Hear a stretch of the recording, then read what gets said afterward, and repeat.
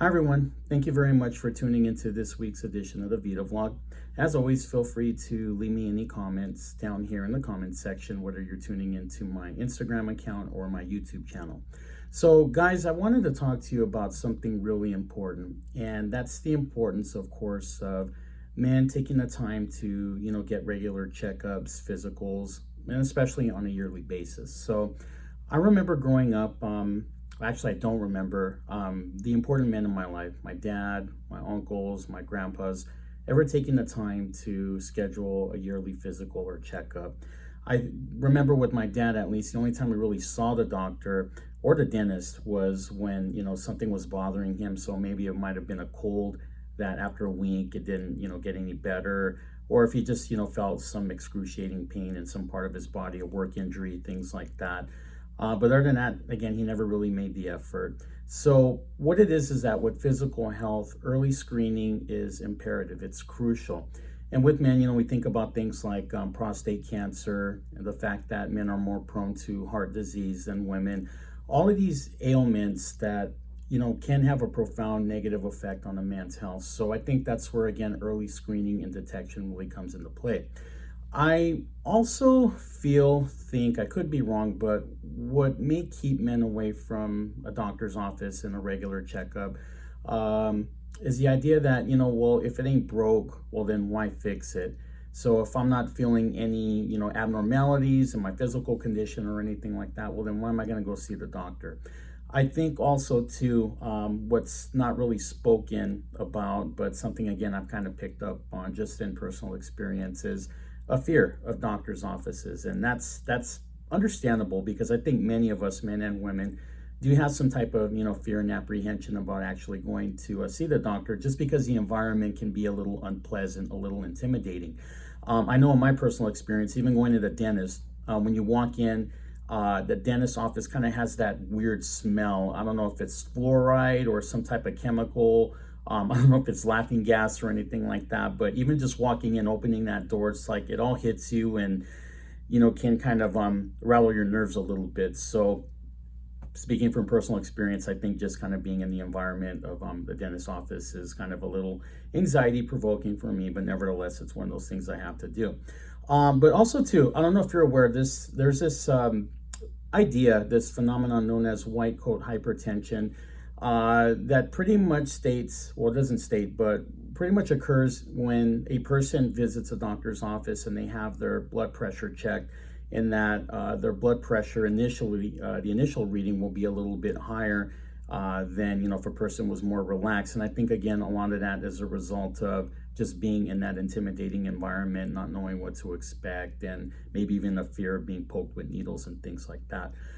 But again, guys, nevertheless, please, please, please, please, please make the effort to have your regular checkups, your regular physicals, at least on a yearly basis. So I'm actually going to offer you 3 tips that might be a little bit helpful in getting you through the doors and going through with something that's going to, of course, be of great benefit, not only to you, but to your families and loved ones.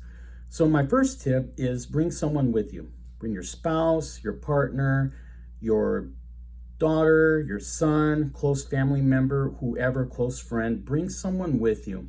I think just the mere presence of another person with us, whether it's going to a doctor's office, maybe going to a bank to sign paperwork on a mortgage, something that's really going to stir us up emotionally, just having that person with us to provide us that reassurance by just being there, I think really goes a long way. So, again, having this person there, sure, you may be a little bit anxious or whatnot, but even just having that connection with this close person can do a lot during that visit. The second thing is ask questions. Ask plenty of questions to your doctor, not only about his or her qualifications, experience, but also too about any conditions that, the initial test results might be detecting, things like that. Ask them general questions about health, even ask them for tips on, what you can do to, do anything from keeping low, your blood pressure low, healthy diet, exercise, and things like that. Now, I'm not a doctor, but one thing I always encourage clients who see me for an intake session to do is ask me questions, get to know me, Feel free to ask about my qualifications, my experience, things like that. Because in essence, when I see a client for the first time, they're interviewing me because I'm going to be working for them. So I want to make sure that they feel comfortable, they know who they're working with, and just making it somewhat fulfilling experience. So ask questions, and your healthcare professional's job is to answer your questions. And then the third thing is take something with you. It can be a book, it can be, any earbuds, AirPods, whatever you like to listen to music with. Even if it's like a widget toy, like a fidget spinner, a stress ball, or something like that, because you want something to kind of just take your attention away from that experience of being in the doctor's office. So, listening to music, reading that book, squeezing a stress ball, something like that is going to just allow you for that moment to be present with, what you're doing, what you're listening to, what you're reading, and so forth. And then when the time comes for you to be called, again, you still may be a little stirred up, but not as stirred up as if you didn't do something beforehand to kind of calm your nerves.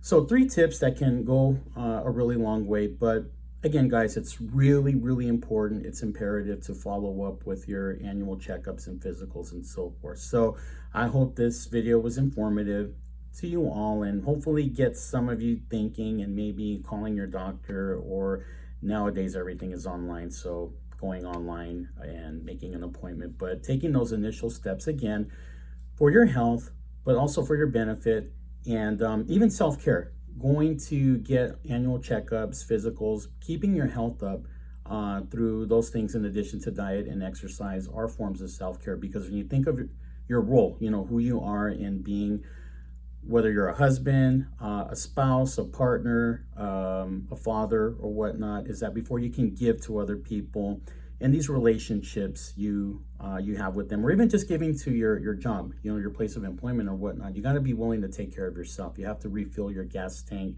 before you go out there and kind of drive the road, so to speak. So again, I hope this video was very informative, and I look forward to speaking to you all again soon. Take care.